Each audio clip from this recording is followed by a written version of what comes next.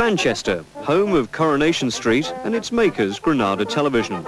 Also the home of Tony Wilson, the 34-year-old behind Factory Records and one of the most influential forces in post-punk Britain. But, strangely enough, Tony's first loyalty is still to Granada, where as a presenter of local programmes, he's become a household name in the Northwest. Granada presented the stepping stone for him to enter the music business when he was to team up with Joy Division, later reformed as New Order after the death of Ian Curtis. Last year, their single Blue Monday stayed for 40 weeks in the charts. It all started for Tony in 1976 when he presented the anarchic So It Goes. One of the most reviewed and most reviled rock phenomenon of recent weeks. We got a few votes. Sex Pistols, you can hear them warming up in the background even now. Get up, Laura!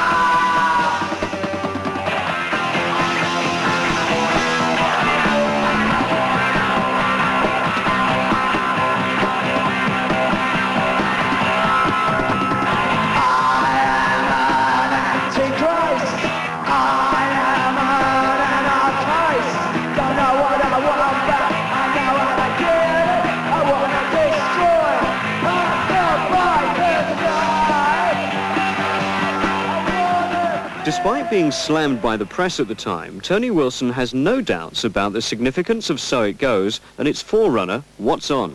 I think it was terribly important. I mean, one of the nice things is to balance against all the criticism.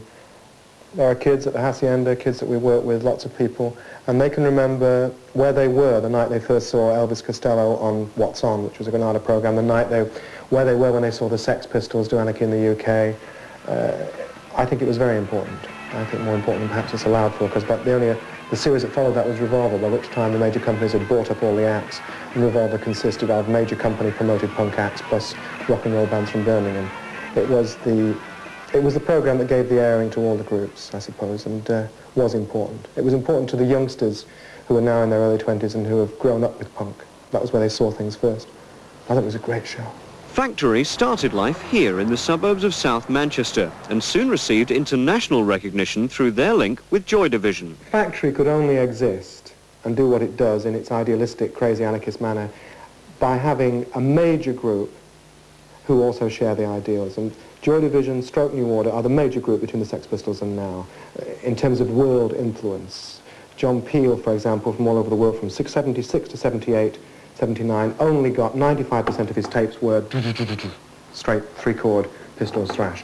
From 79 to 82, 95% of the tapes sounded like Joy Division. A lot of them still do. A major influence. They are a major band, the major band between the Sex Pistols and now.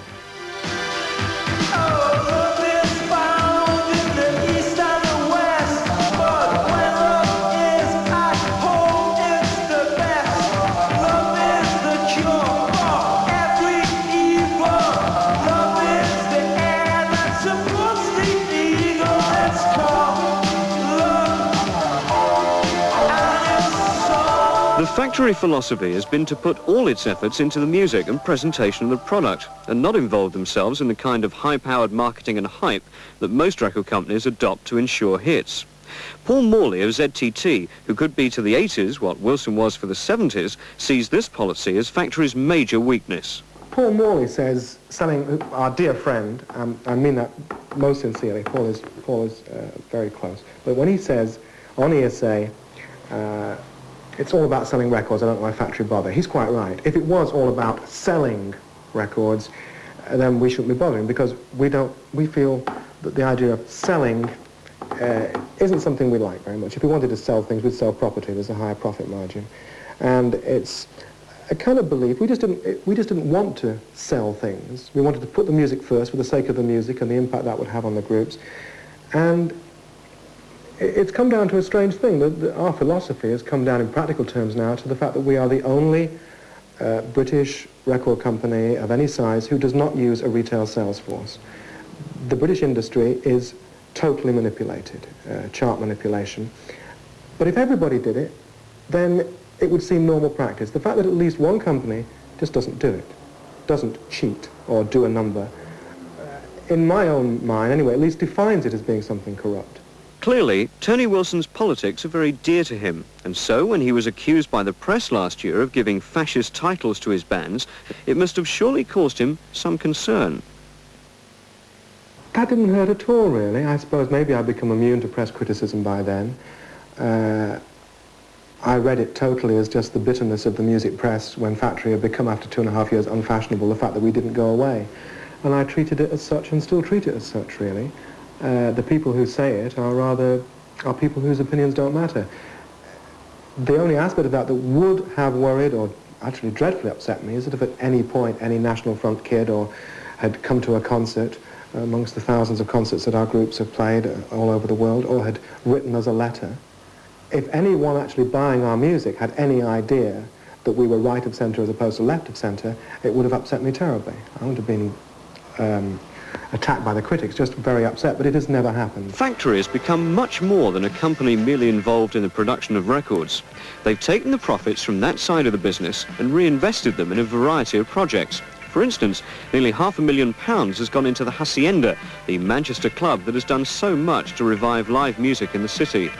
They've also gone into the video business, setting up a company called Icon, who last autumn proudly took the first 2 places in the video charts. They've even opened a hairdressing salon, shades here of Richard Branson and the Virgin Empire. Like Richard, we expand.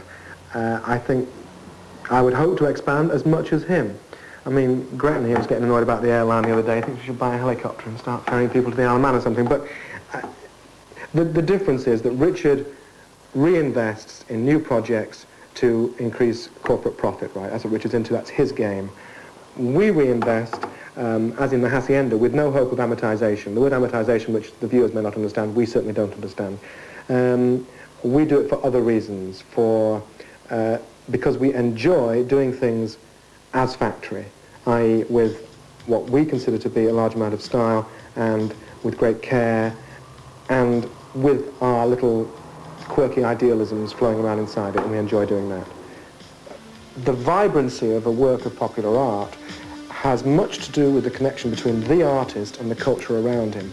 And it is as much the live youth Manchester culture of the Electric Circus and the Factory that was filtered through Ian Curtis and Bernard and Hooky and Stephen that has made all the money.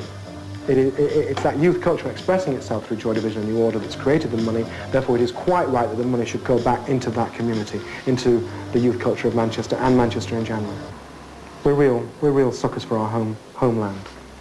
And we always ask the question, Paul Morley, the Smiths, where are you now? All in Knightsbridge, everyone.